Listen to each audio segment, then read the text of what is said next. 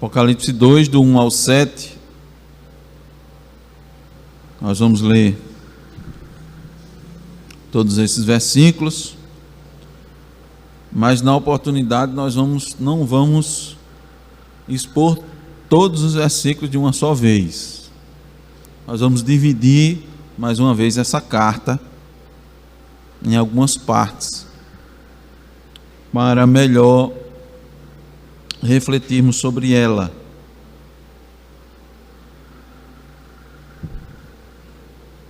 Diz a infalível palavra de Deus: ao anjo da igreja em Éfeso escreve: estas coisas diz aquele que conserva na mão direita as 7 estrelas e que anda no meio dos 7 candeeiros de ouro.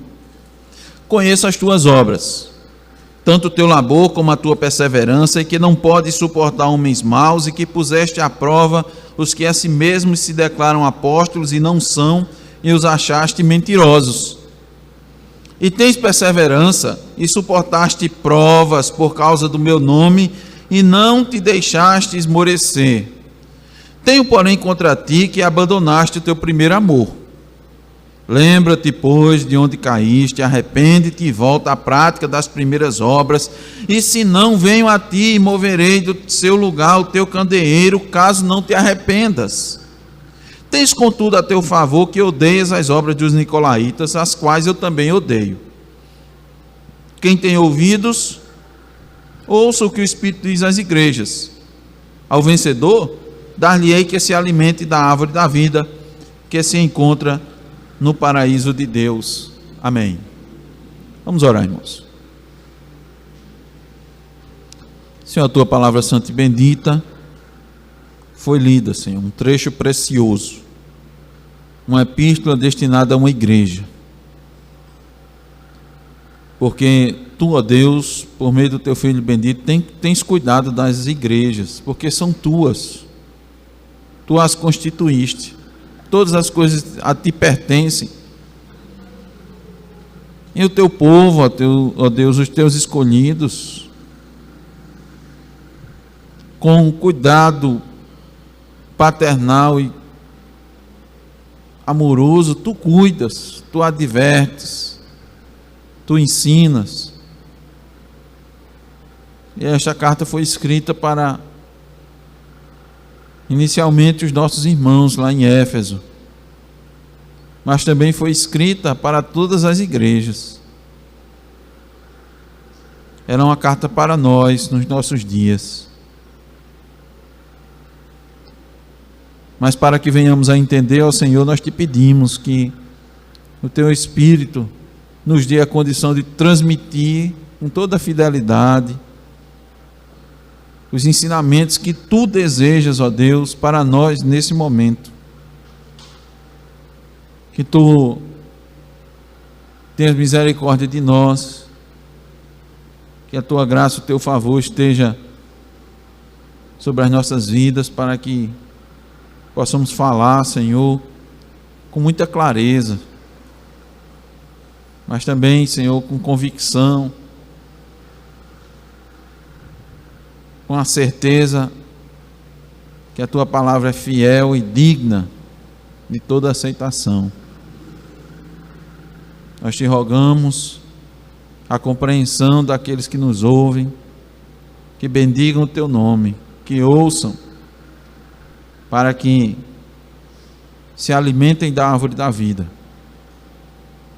para que tenham o prazer, ó Deus, de ter uma nova vida, um novo nascimento, para que amem a tua santa lei. É o que nós te pedimos, ó Deus, confiados e no nome de Cristo Jesus. Amém.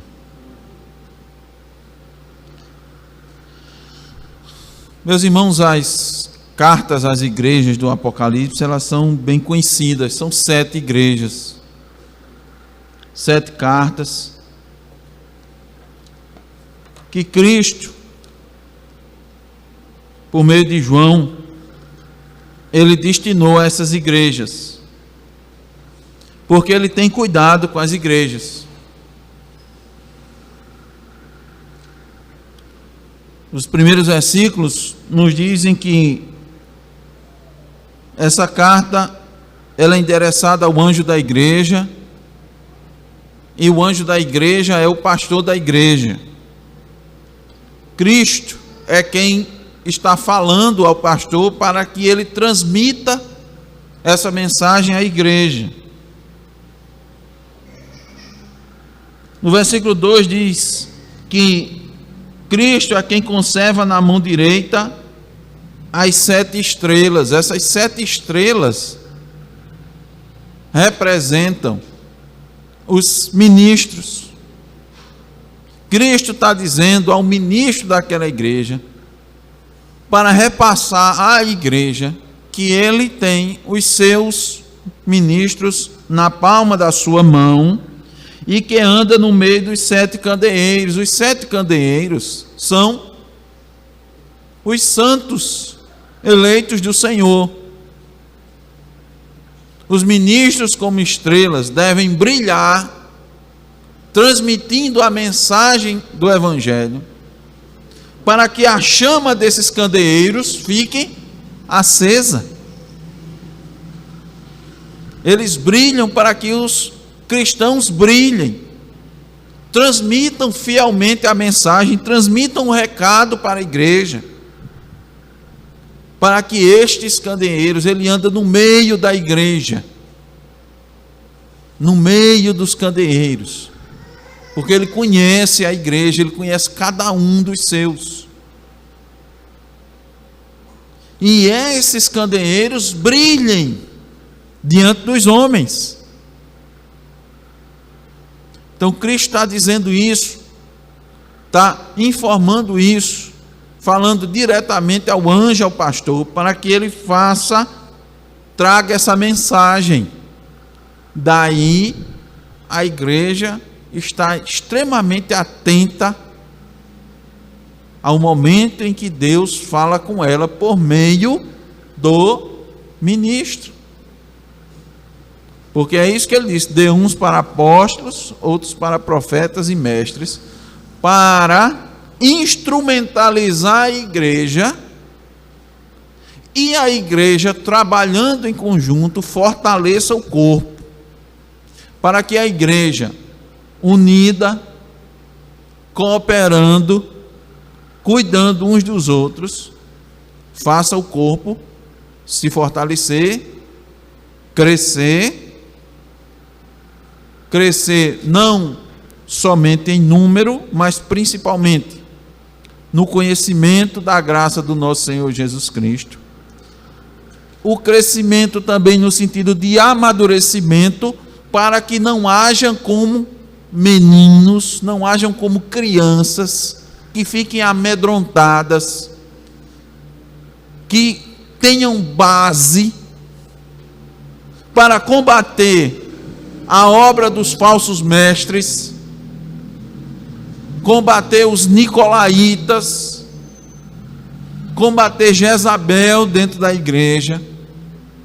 Eles cresçam nesse amadurecimento, para que eles com firmeza brilhem, para que eles, brilhando, eles dissipem as trevas, para que eles conquistem. Essa é a tônica.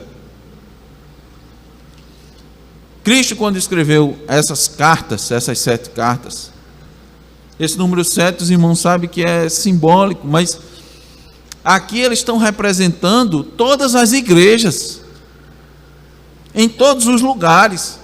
Essas igrejas estavam geograficamente perto, relativamente perto umas das outras, mas elas estão aqui representando todas as igrejas, em todos os lugares, em todos os tempos. Então essa mensagem é para as igrejas, para que eles fiquem atentos, para que eles ouçam as advertências, para que eles ouçam as instruções, para que eles se corrijam, para que eles fortaleçam aquilo que eles têm de bom dentro da igreja, para que eles não esmoreçam, para que eles não deixem de praticar aquilo que é correto, para que eles fiquem alerta aos perigos, até a segunda vinda de Cristo, para que as gerações posteriores elas se mantenham fiéis à palavra. Ora, meus irmãos, sabemos e temos visto, a história mostra isso. Muitas igrejas começam muito bem. Muitas igrejas, elas iniciam com todo vigor, com toda a força, com todo o ânimo. Mas depois, elas vão caindo. Morre a geração, a primeira geração, e a segunda geração, ela não, ao invés de ela ser fortalecida, dela estar mais em santidade, dela ter aprendido com a primeira geração aquilo que era correto, que ela tenha aprendido com os erros da geração passada, algumas repetem e pioram seus erros. E a tendência é uma igreja nominal, como a de Sardes, que ainda tem esperança de ser restaurada, mas não atentando para as advertências da palavra de Deus, Cristo disse mesmo, eu tiro a estrela, eu tiro o brilho. Uma igreja que vai definhando, eu tiro meus eleitos dali, eu os tomo para mim. Ela vira uma igreja só de nome, quando não se torna uma sinagoga de Satanás. O Espírito Santo moveu o apóstolo Paulo para escrever algo crucial à igreja de Éfeso, e que evidentemente se aplica a todas as igrejas. Paulo observou a grandeza da graça de Deus na vida daqueles irmãos, e como um fiel ministro do Evangelho, ele queria o pleno desenvolvimento daqueles irmãos no conhecimento de Deus. Olha, presta atenção nisso, irmãos. Essa é uma temática, isso é algo que a igreja não pode perder de vista jamais. Daí que Paulo faz uma petição a Deus pela igreja de Éfeso, de forma muito humilde, muito solene, um rogo. Ele roga a Deus por essa igreja. E olha, irmãos, quando ele escreveu a igreja estava testemunhando forte a respeito da graça de Deus. Estava bem, porque Paulo estava em casa preso, ele estava numa prisão domiciliar.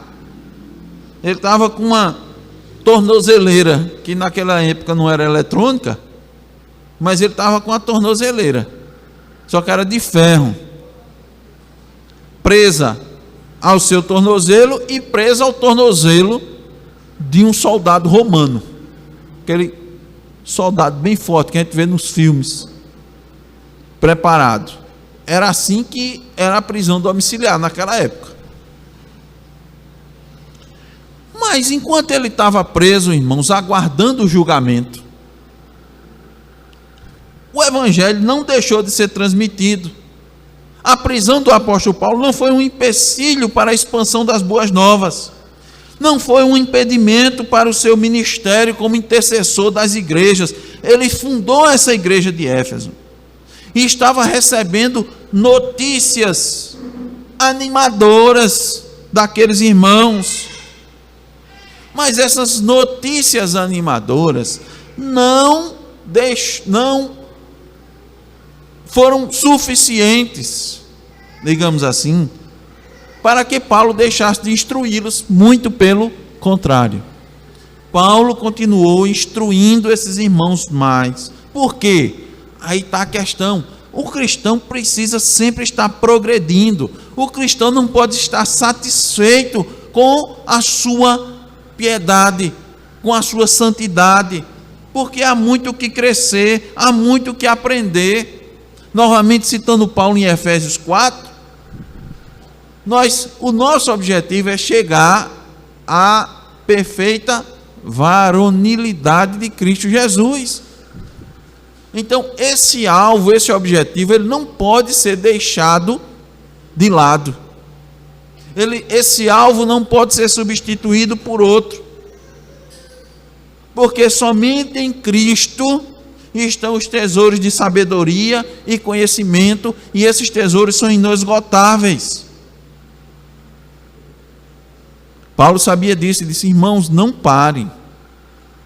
Não, olha, tem muito ainda. Os irmãos desfrutaram de Cristo, os irmãos estão desfrutando do conhecimento de Cristo, tem muito mais. Eu quero dizer que tem muito mais. Vocês estão desfrutando do amor de Cristo, tem mais ainda. Então Paulo vai instruindo esses irmãos, esses santos irmãos, através de cartas, para que Deus vá mais ainda abençoando esses irmãos. E, irmãos, era de tal maneira que Paulo nos diz, irmãos, e o apóstolo Pedro também, que essa atuação da igreja, quando ela tem esse vigor, essa gana, essa vontade, é de tal maneira que instrui até os anjos. Queria que os irmãos entendessem isso. Infelizmente, por causa de instruções muito erradas que nos falam a respeito dos anjos, nós não temos noção. Os anjos são seres diferentes de nós, mas anjos não têm todo o conhecimento, irmãos. Os anjos não têm todo o conhecimento. Os anjos aprendem com a igreja.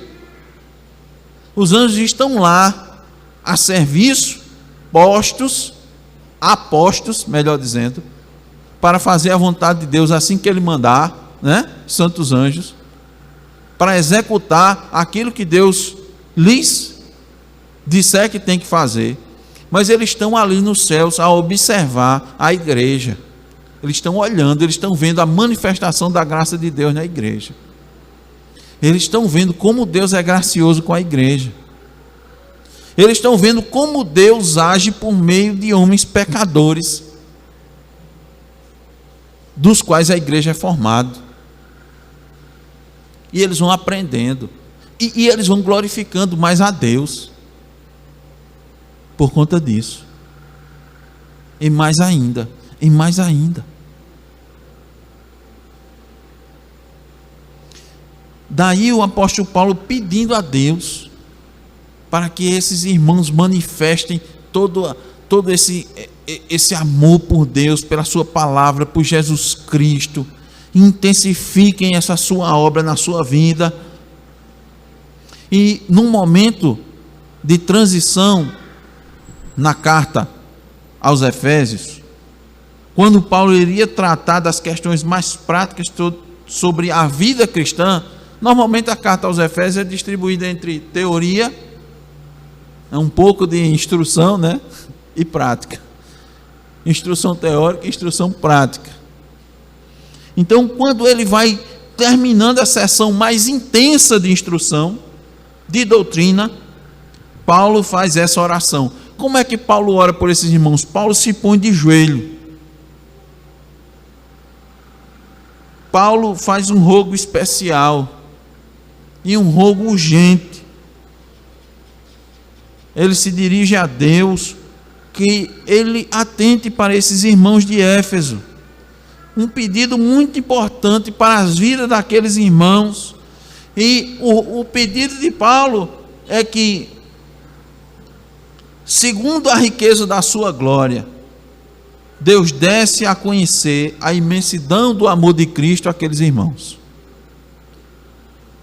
Para que eles tivessem noção do quão é grandioso o amor de Cristo. A intensidade, a largura, a profundidade do amor de Cristo. Porque ele sabia que com o amor de Cristo em seus corações, eles iriam manifestar mais ainda a grandeza da graça de Deus. na propagação do Evangelho, numa vida de santidade, numa vida de boas obras, numa vida de amor ao próximo, numa vida de amor até aos seus inimigos. Isso iria glorificar a Deus, ia fazê-los crescer na graça e no conhecimento de Jesus Cristo. Iriam torná-los mais parecidos com Cristo. Mas, meus irmãos, ao longo dos anos, a igreja deixou de buscar conhecer esse amor. Lembra que eu disse, é inesgotável a fonte. Eles vá e não deixe de ir, e não deixe de buscar, porque quanto mais você busca, mais você alcança, Ele tem para dar. Mas a igreja parou. E essa é uma ação que não pode acontecer. Tem que ser contínua na vida do cristão. O cristão jamais vai aprender todo o amor que excede o entendimento. Ele jamais vai conseguir aqui na terra conhecer todo esse amor. Mas aqueles amados irmãos abandonaram esse conhecimento. Não deram importância devida a essa busca que é inacabada.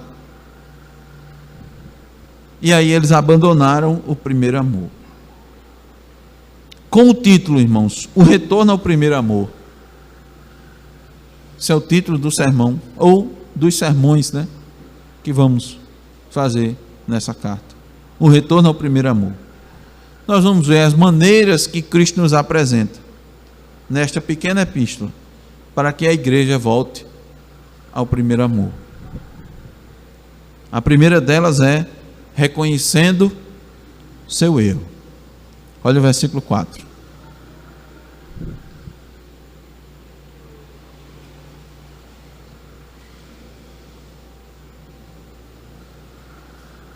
Tenho, porém, contra ti que abandonaste o teu primeiro amor. Cristo está falando da igreja porque tinha algo errado naquela igreja. Isso precisava ser visto quanto antes. Todos os seus esforços, todas as virtudes daquela igreja, todo o seu labor não estava adiantando, porque faltava algo primordial. Havia algo que precisava ser corrigido. Vários anos haviam decorrido desde a fundação daquela igreja. E Éfeso não tinha agora na sua composição todos aqueles irmãos que iniciaram. Como dissemos, uma nova geração surgiu. Mas foi ela que começou a abandonar o primeiro amor.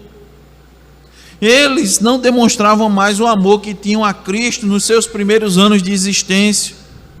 O testemunho que aqueles irmãos estavam dando não era mais o mesmo.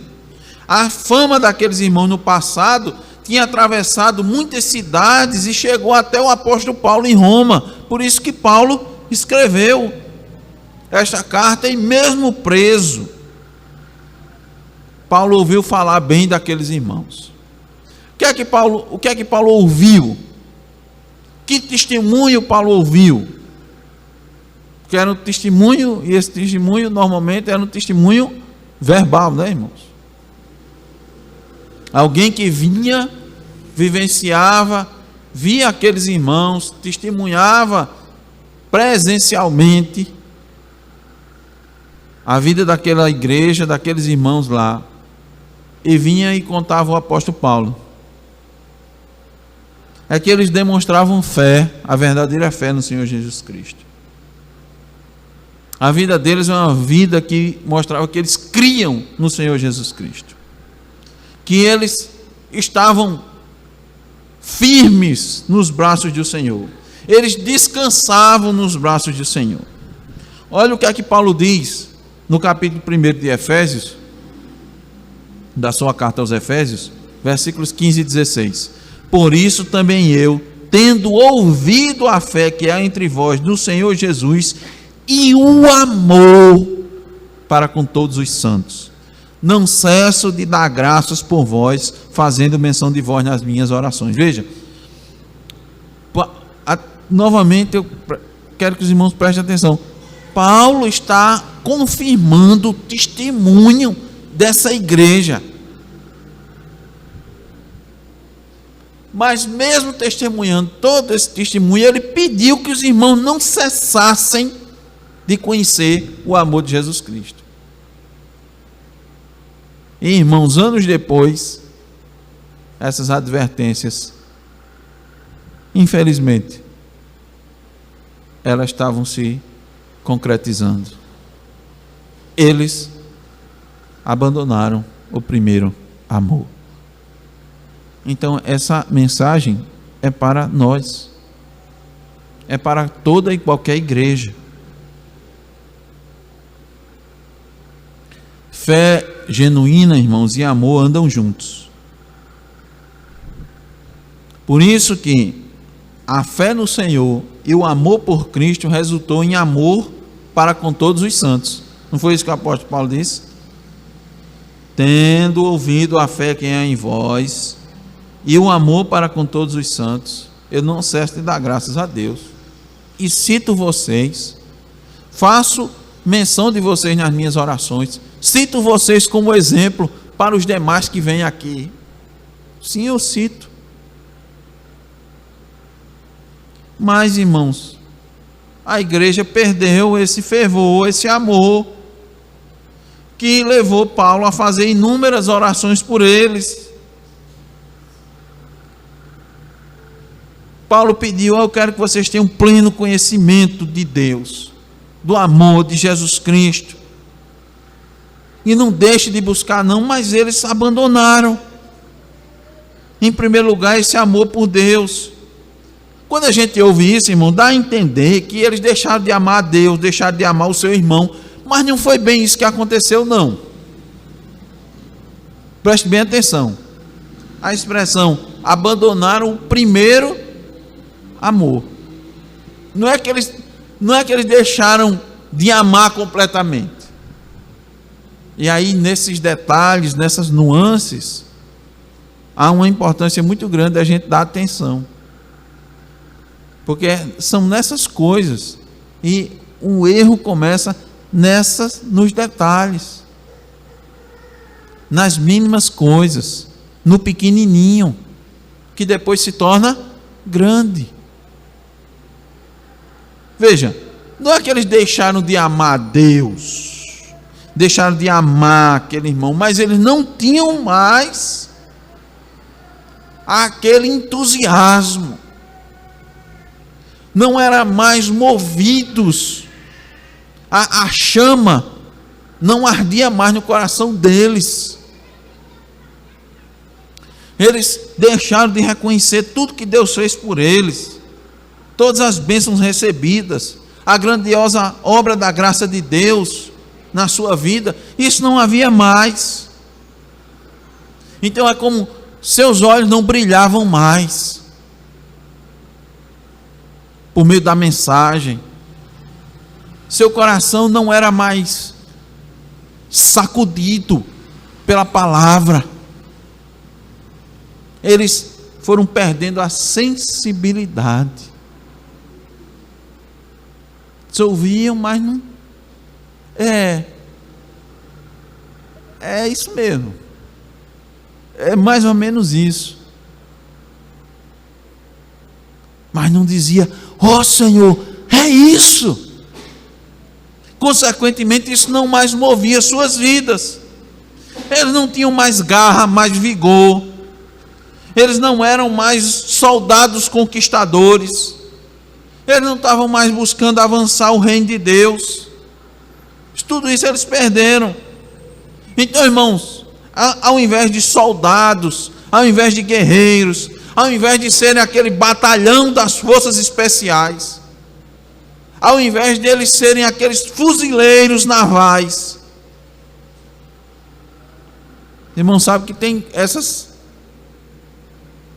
divisões, né? Divisões especiais. São os batalhões de operações especiais. Antes eles eram classificados assim, se a gente fosse usar uma linguagem militar, né? E Paulo usava muito a linguagem militar, né? Porque quando ele falava do soldado Quando ele falava da armadura de Deus, ele estava olhando para o soldado que estava do lado dele. Ele estava vendo aquele escudo do soldado. Ele estava vendo a espada do soldado, as sandálias preparadas para a guerra. O Espírito Santo o conduziu. Ele não estava vendo mais, ou Cristo não estava vendo mais naqueles irmãos, a figura de um soldado. Ele estava vendo, irmãos, me permita a expressão, a figura de um vigilante, ou melhor, de um cochilante, como a gente costuma dizer. Não eram pessoas mais que estavam habilitadas para ir para o fronte de guerra, para a infantaria. Eles estavam como guardador de um depósito de móveis usados. Como se ele estivesse lá. Se roubar, é usado mesmo, né? Depois compra. Aí ficava lá. Não agiam mais constrangidos pelo grande amor de Cristo. Paulo escreveu lá aos Coríntios, segunda carta de Paulo aos Coríntios, capítulo 5, versículos 14 e 15, diz: pois o amor de Cristo nos constrange. Não era mais constrangido por esse amor. Eles tinham deixado de buscar esse amor. Paulo diz: porque estando convencidos de que um morreu por todos, logo todos morreram. Não estavam mais dispostos a morrer. O soldado da infantaria, ele vai disposto a morrer. O quê? Soldado de frente. Versículo 15 de 2 Coríntios 5 diz: e ele morreu por todos, para que aqueles que vivem já não vivam mais para si mesmos, mas para aquele que por eles morreu e ressuscitou. Aqueles irmãos não viviam mais para Jesus Cristo. Eles estavam vivendo para si mesmos. É aquela velha, irmãos, aquele velho equilíbrio que o pessoal faz. Bem com Deus, bem com o diabo. Um pé na igreja, um pé no mundo. Eu vou aqui me equilibrando devagarinho, que eu vou chegando lá.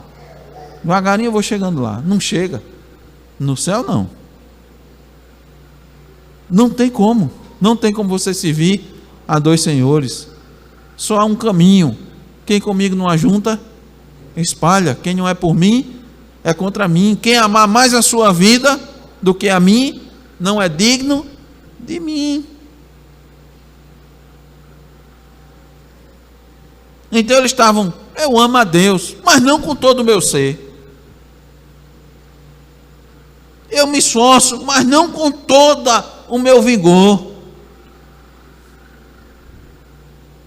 Eu ajudo, eu contribuo, mas não com todas as minhas faculdades. Era um pouco. Então esse era o primeiro amor. Cadê o amor? Então eles não estavam amando a Deus de todo o coração. E quando não se ama a Deus de todo o coração, você também não ama seu irmão, né? Qual é o resumo dos 10 mandamentos? O primeiro é: amarás o Senhor teu Deus de todo o teu coração, e de toda a tua alma, e de todo o teu pensamento. Na primeira tábua, o que é que nós encontramos? Os mandamentos referentes do homem para com Deus. E depois, na segunda, do homem para com o homem.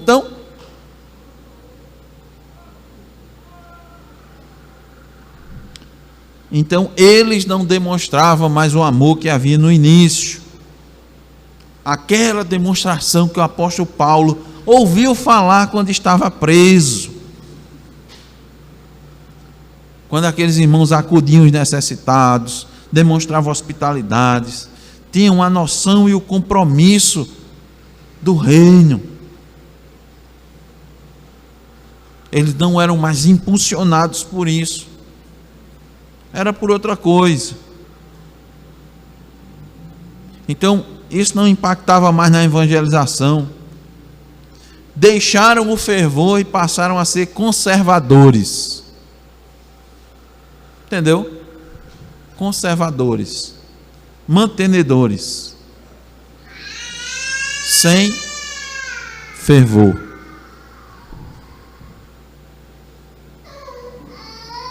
Irmãos, em Atos, nós encontramos o relato de como ocorria com a primeira geração lá em Éfeso. Lá em Atos 19, versículo 20, a parte B, diz assim: a palavra do Senhor muito se difundia e se fortalecia. Isso não estava acontecendo mais. Entusiasmo genuíno não tinha mais. E o que poderia ter ocorrido nessa igreja? Foi o que aconteceu. Vai, irmãos, com a corrupção alcançando uns e outros. Vai com o amor ao mundo. Lembra de Demas, que amou o presente século? Demas era um grande auxiliar do apóstolo Paulo, mas amou o presente século. Aí, todo aquele amor foi embora. O primeiro amor vai-se embora, porque não tem como amar a Deus e ao mundo. Não tem, é impossível. Vinha a perseguição e eles: eu quero a facilidade, eu quero a liberdade, não quero não, isso não. Então eles foram cedendo, né? A pressão é muito grande. Irmãos, a pressão é grande para viver de acordo com o Evangelho. A pressão é nadar contra a maré, é o mundo todo contra, é a oposição dentro de casa. Começa dentro de casa, e depois está na calçada, na vizinhança, se estende na escola, se estende no trabalho, se estende em todos os lugares para viver de acordo com o Evangelho. Então a pressão, eles foram cedendo à pressão. Normalmente começa assim: não, é muito radical, né? Isso é muito radical. Aí os erros foram sendo introduzidos na igreja, erros sutis. Aí esses erros sutis amortecem o calor do amor, o espírito de comunhão. Vem as contendas, as divisões, como aconteceu em Corinto. Lembra da igreja de Corinto, as divisões? Tinha muitas panelinhas. Eu sou de Paulo, eu sou de Apolo, eu sou de Cefas, e outro disse: eu não sou de nenhum desses, eu sou de Cristo. E as panelinhas. Na Galácia, enfraquecer muito o amor. E aí, irmãos, olhem, entendam isso. Esse problema é um problema dos nossos dias. Essa palavra é para os nossos dias. Esse erro era grande, mas só que não basta reconhecer que está errado, é preciso mudar, é preciso acertar. E isso nos leva à segunda maneira de como a igreja pode retornar ao seu primeiro amor, é reconhecendo a necessidade de retorno. Olha o versículo 5, a parte A: lembra-te, pois, de onde caíste, arrepende-te e volta à prática das primeiras obras. Eles estavam realizando obras, mas não como as primeiras, porque as obras que estavam realizando agora não eram obras realizadas por meio do amor. A maneira que João escreve, irmãos, nos mostra que um longo tempo havia decorrido desde que a igreja começou a abandonar o seu amor. Mas para retornar, precisa retornar logo. A decisão precisa ser tomada e acompanhada de uma ação. Por isso que disse Cristo: lembra-te de onde caíste. Você lembra de onde você caiu? Você tem que se lembrar. Tem que se lembrar de onde começou. Estava indo bem, mas em determinado momento errou. Então, lembre da queda. Ou seja, observe como era a igreja no passado. Calcula-se, irmãos, que, olha só, se passaram só 40 anos. Você pensa que a carta, né, a igreja de Éfeso no Apocalipse é escrita bem distante de quando Paulo escreveu a carta aos irmãos, né? Que já tinha alguns anos que a igreja tinha sido fundada. Não, 40 anos. O que são 40 anos, irmãos? O instante passa. Ele disse assim: reconheçam que vocês pioraram. Olha, não haja com orgulho, a soberba. Não hajam com altivez de espírito. Não diga que vocês não estão errados. Não queira justificar seu erro. Não faça isso não. Cristo está dizendo: vocês estão piores. Reconheça que vocês estão piores. Você não quer reconhecer não, é? Você está pior. Muito piores. Muito pior do que seus pais. Cadê o ardor espiritual? Preste atenção naquilo que vocês perderam. E normalmente, irmãos, preste bem atenção. Quando a igreja vai perdendo esse amor, quando a igreja vai perdendo na instrução, na doutrina, quando ele vai abrindo mão, porque normalmente tudo isso vem com o abandono da palavra. Que a palavra, irmãos, é quem poda, a palavra é quem disciplina, a palavra é quem alimenta, quem instrui, quem dirige. Abriram mão da palavra em algum momento. Aí o que é que acontece? Quando isso acontece, você vai substituindo a palavra por outra coisa. Sempre é assim. Você tem que substituir, senão fica um vazio, fica um buraco, né? Fica uma lacuna. Quando a igreja antes é toda preenchida com a palavra e depois tem alguma coisa errada, eles vão substituindo a palavra por outra coisa.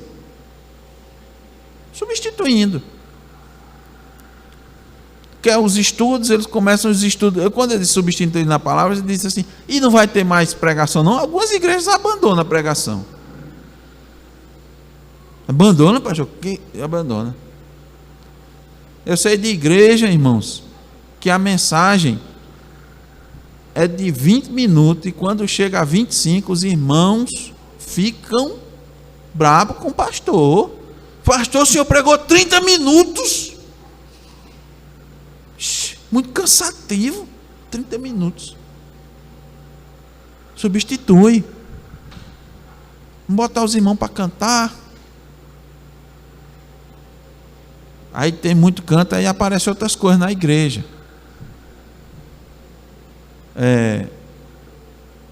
Grupo de gestos, encenações, testemunho nem se fala. Substitui. Mas não está falando da palavra. Isso é a palavra? Mas o teatro na igreja ali, ele estava falando de uma história bíblica. E eu fiz isso, viu, irmão, dentro da igreja. Estou dizendo que eu fiz. Participei de muitas. É uma história bíblica. Não está transmitindo a palavra. Não, irmão. Vocês viram Jesus Cristo dizendo: encene a palavra? Já ouviu isso? Ou pregue a palavra? Pregue a palavra. Não encene, não faça encenação. Ela vai substituindo. Mas não só isso. Vai substituindo também por obras, atividades. Muitas atividades. Você preenche. Começa a fazer, a realizar muitas outras coisas. Aí você preenche. Mas isso não é fruto do amor.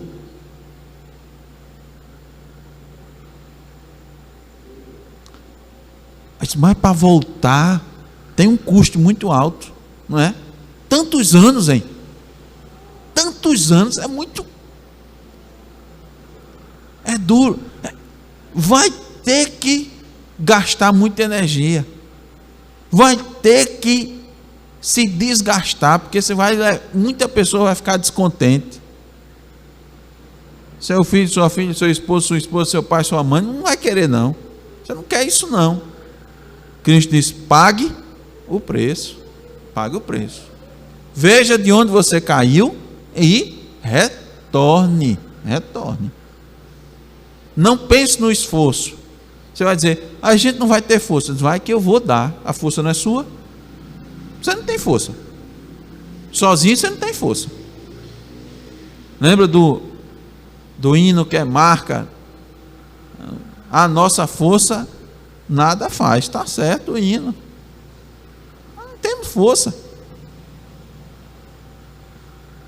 Agora ele diz, faça agora. Se empenhe. Lute. Que eu dou a vitória. É sempre assim, irmãos. Lute. Você está lutando? Você está se esforçando? Você está suando? Você está se desgastando? Você está perseverando em oração? Você está investindo? Não espere que vai ser uma coisa. Não vai ser assim, não. É na luta. Olhe para trás. Veja como era antes, quando estava certo, e volte para o que é certo. Veja quando vocês estavam desfrutando do poder de Deus. Mas agora a gente tem tanta coisa e tudo isso não vale nada.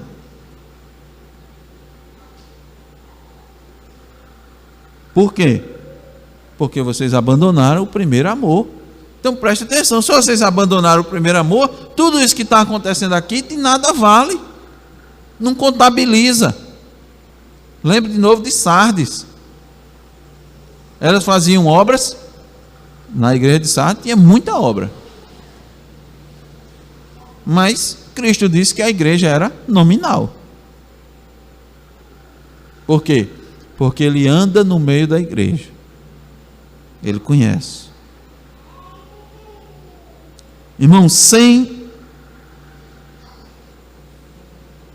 quando se abandona o primeiro amor, você não pode gozar da plenitude de Deus. Preste bem isso. Preste bem atenção nisso. Plenitude, intensidade, integridade, inteireza de obra, de coração, de força, de disposição. Isso é algo primeiro interno. Lógico que se manifesta externamente. Mas se não tiver cuidado, você vai olhar como as pessoas estavam olhando Sardes, olhando, passando pela igreja e dizendo, essa é uma igreja operosa. Mas não era.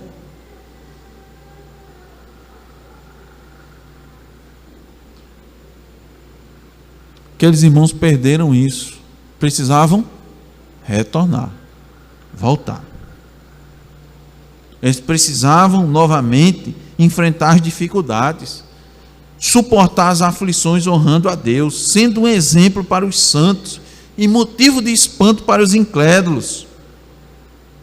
Eles não estavam mais sendo isso. Estavam se conformando. Estavam recebendo o aplauso dos incrédulos. Por isso que eles abandonaram o primeiro amor. Tinha que se envergonhar. Se eu vou me envergonhar dessas coisas que eu estou fazendo? Tem que se envergonhar. Seu interior precisa ser afligido por uma boa consciência, que mostra o pecado, que mostra onde vocês estão errando. Não coloque a culpa nas circunstâncias. É uma coisa muito comum. Está certo, a gente não está tão bem assim não. Mas foi por causa de fulano, de Beltrano, foi por causa da pandemia, né? Que o pessoal ficou assim, fraco, deixar de ir para a igreja por causa da pandemia. Aí agora estão fracos por causa da pandemia, não voltaram para a igreja abriu e eles estão lá fracos. É a pandemia. Ora, irmãos, a pandemia não era para a gente buscar mais a Deus, não. Não era para isso, não. Não era para intensificar as orações. Não era para estar mais aos pés de Cristo, rogando, ó Senhor, esse é o teu juízo, meu Deus. Ó Senhor Deus, tem misericórdia da tua igreja. Ó Senhor. E quando a igreja voltou, que as portas abriu, era para os irmãos estar lotando as igrejas. Com respeito às autoridades, 50%, álcool em gel, máscara, né? Mas voltando. Aí, quando voltou a pandemia, cadê o povo? Online. Eu quero online, pastor. Cadê a transmissão online? Eu sei de igreja, irmão, que parou as transmissões por causa disso. Eu sei que tem um líder que me disse. Esses irmãos... E digo mais, pastor, eles estavam na transmissão online, depois nem nas online, que a gente via lá quem estava conectado, né? Quem você vê. Ele disse, não, mas não, estava no Instagram, olha, 2 ou 3, e a igreja vazia. Não coloque a culpa nas dificuldades. Há muitos que colocam a culpa nas doenças. A doença a doença era a culpa para tudo. Conheci um senhor da igreja que eu participava. Ele não tinha transporte. Ele vinha a pé, de casa para a igreja. Ele tinha câncer de próstata. Chegou uma época que ele não conseguia sentar. Ele vinha a pé, não tinha carro, não tinha moto. Certamente de bicicleta com câncer de próstata ele não conseguiria. Ele vinha a pé. Aí às vezes ele tentava sentar. Aí ele não conseguia. Ele ficava em pé, segurando no banco da igreja.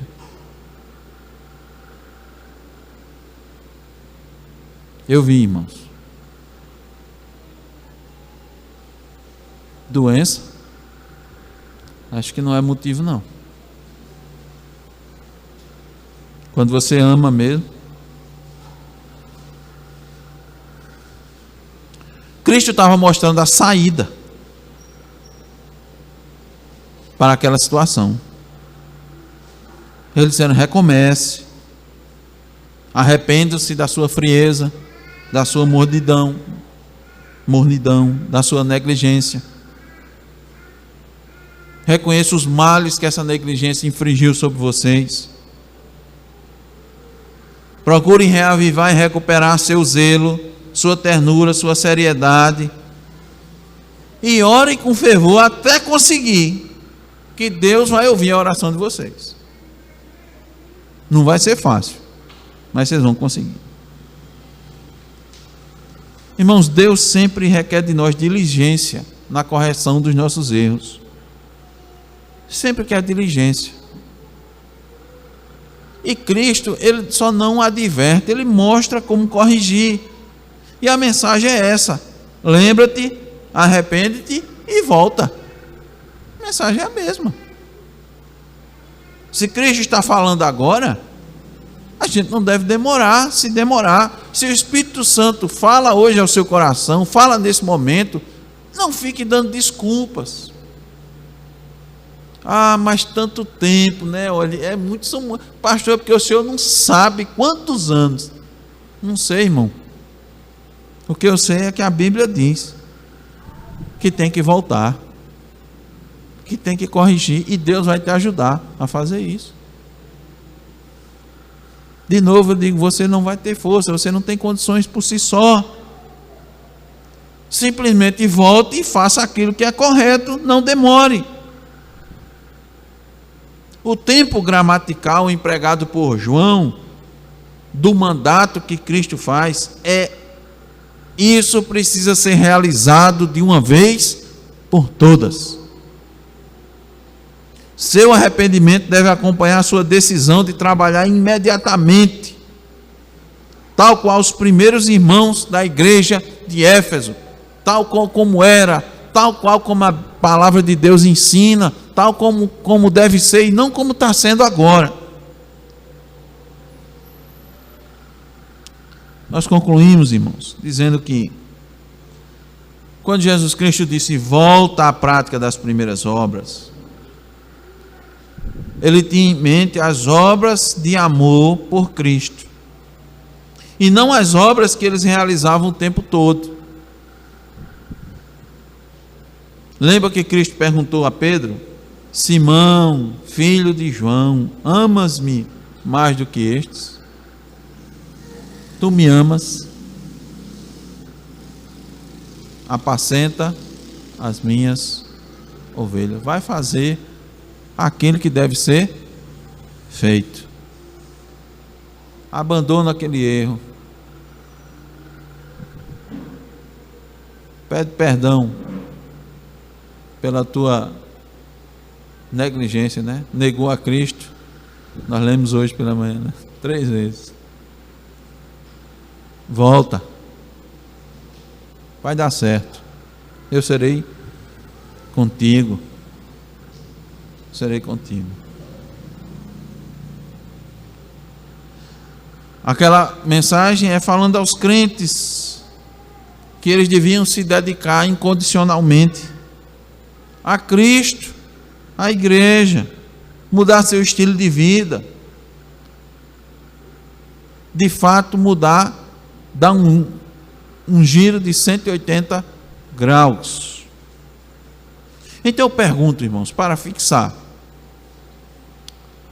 você está convicto que existem áreas na sua vida que você precisa dar esse giro? Existem áreas na nossa vida que nós precisamos, de fato, corrigir logo. Não pode a gente ficar se demorando. É hoje, é agora. Ouviu? É agora. A gente não pode ficar protelando. Não faça isso. Olha o perigo. Quantas igrejas protelaram e deu no desastre. A gente não pode abusar da misericórdia. A gente diz, olha, Deus é misericordioso, Deus é... É verdade, mas você não está abusando, não.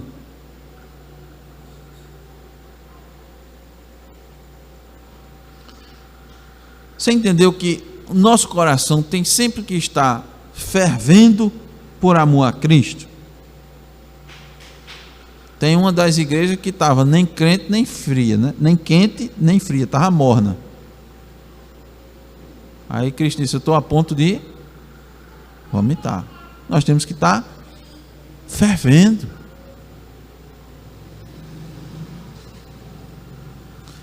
Agora os irmãos entendem porque Paulo orou tão humildemente e solenemente a Cristo, pedindo àqueles irmãos que compreendessem a imensidão do amor de Cristo, porque eles não compreenderam e depois vem a repreensão. Volte ao primeiro amor. Olha, irmãos, como a palavra de Deus se completa. Quando Paulo escreveu, irmãos, ele não sabia que João ia escrever, não. Ele escreveu para Éfeso.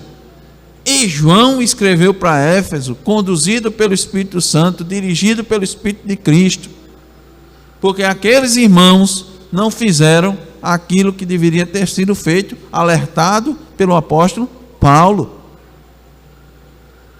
Eles, não, Paulo, não é para tanto, hein?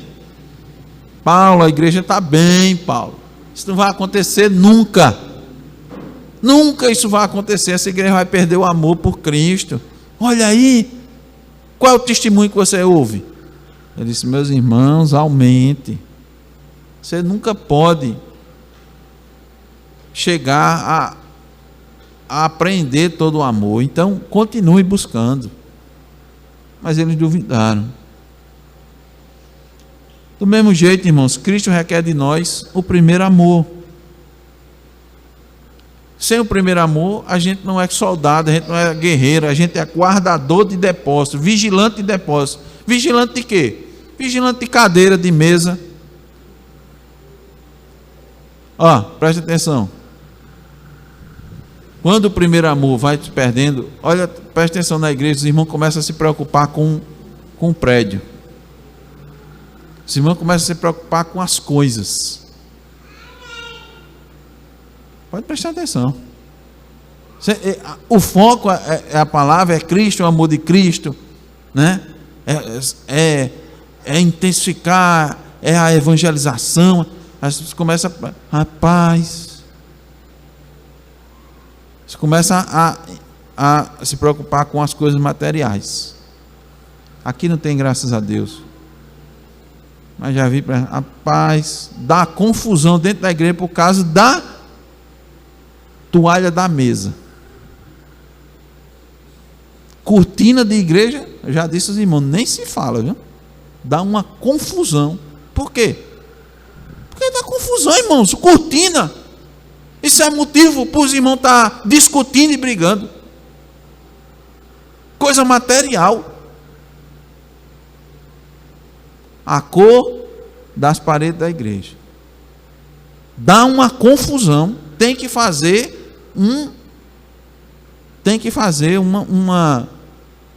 tem que botar em assembleia, fazer uma eleição, botar as cores todinhas, votar. Depois que vota, que aprova, aqueles que não gostaram ficam com raiva. Briga dentro da igreja por causa de cor de tinta. Por isso que aqui é branco. E ainda diz, rapaz, é muito branco, né? Chega em candeia. Não tem. Quando se perde o amor, irmão, você vai discutir por picuinha, por besteira. Vai arrumar uma coisa para fazer confusão dentro da igreja. Uma coisa que a gente devia estar gastando energia em outras coisas, né? Buscando crescer em outras coisas, não. Aí pronto, fica um irmão emburrado com o outro. Quando vai ver, é o quê, meu filho? Ixi. Não sei como é que o pastor deixou pintar essa parede dessa cor, não. Tá coisa horrível. Pronto, tá uma confusão, tá lá os irmãos, tudo brigado um com o outro. Por causa que perderam o amor. Perderam o amor. Não estou. Isso daqui não é nada, irmãos. Isso é uma besteira, isso é nada. Isso resolve com facilidade. Isso é só um meio assim. Isso vai se acabar. Tudo vai se acabar. É como Cristo disse, não vai ficar pedra sobre pedra. A gente não vai levar a cadeira.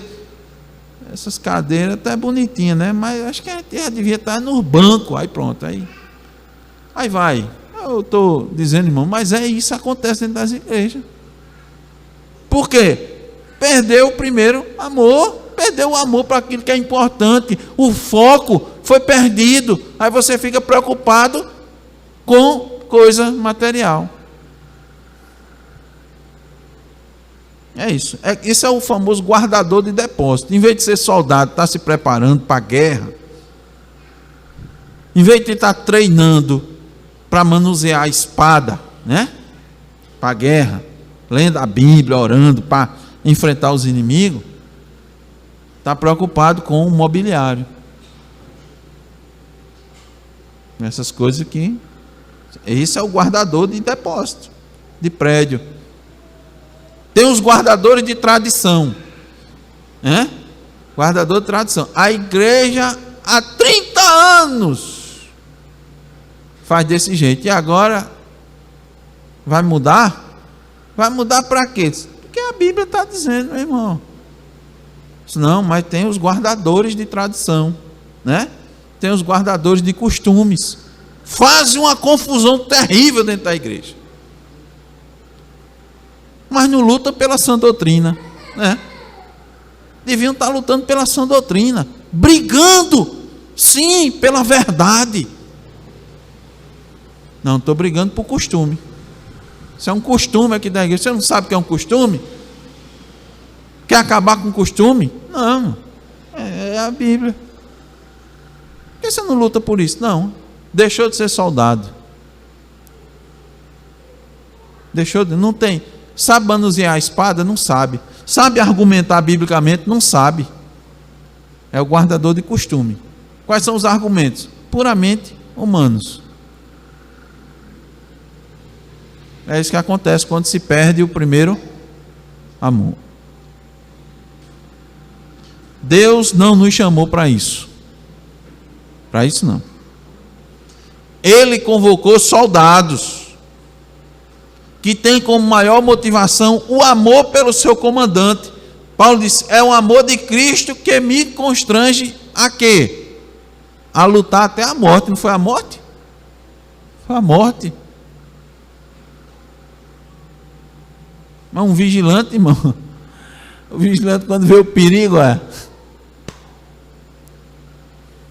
se eu vou deixar isso aí, isso é tudo material mesmo, depois a gente compra. Cristo nos chamou para morrer. Morrer para quê? Para as nossas vontades, para os nossos desejos, morrer para o mundo, morrer pelos irmãos, morrer pelo reino. Paulo disse: se eu não tiver amor, nada serei. Não adianta nada. Não adianta nem eu entregar a minha vida para ser queimada, né? Não adianta. Se não tiver alicerçado e arraigado em amor, eu não vou agir segundo o amor de Cristo. Se eu não conhecer o amor de Cristo, que excede todo entendimento, como eu vou amar meu irmão? Você não vai amar, porque seu irmão tem defeito, viu, meu querido? Deixa eu te dizer. Tu tem defeito. Lembra de manhã? Tu tem defeito. E teu irmão tem defeito também. Se tu não tiver alicerçado no amor de Cristo, tu não ama teu irmão de jeito nenhum.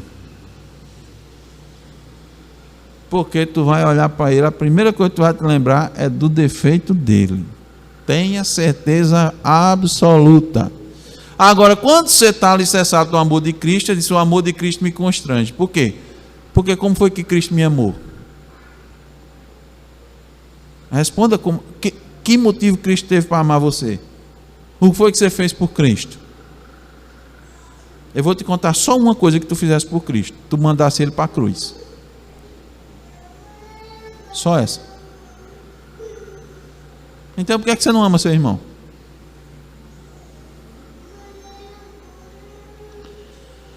Essa fogueira tem que estar acesa nos nossos corações, que é o nosso amor. Nós temos que amar Cristo mais do que tudo. Mais do que tudo e mais do que todos. E Cristo, irmão, só habita num coração que arde em amor. Cristo não habita num coração morno. Por isso, irmãos, voltemos ao primeiro amor. Amém.